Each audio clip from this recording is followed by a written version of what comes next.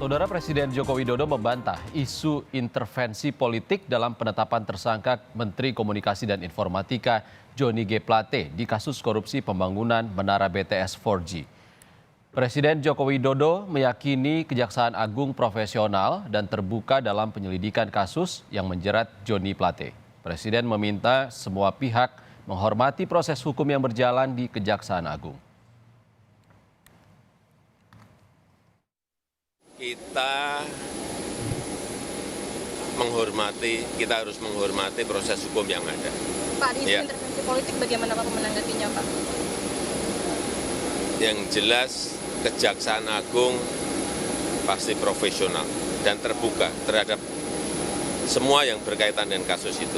Penggantinya siapa, Pak?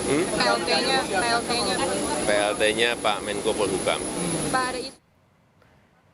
Menko Polhukam Mahfud MD menegaskan kasus korupsi proyek Menara BTS 4G yang menyeret Menkominfo Johnny Plate tak mengarah ke Partai Nasdem, di mana Johnny Plate menjabat sekjennya. Menurut Mahfud, penetapan Johnny Plate jadi tersangka bukan politisasi hukum, melainkan memang sudah cukup 2 alat bukti dan bisa dinilai pembuktiannya di pengadilan.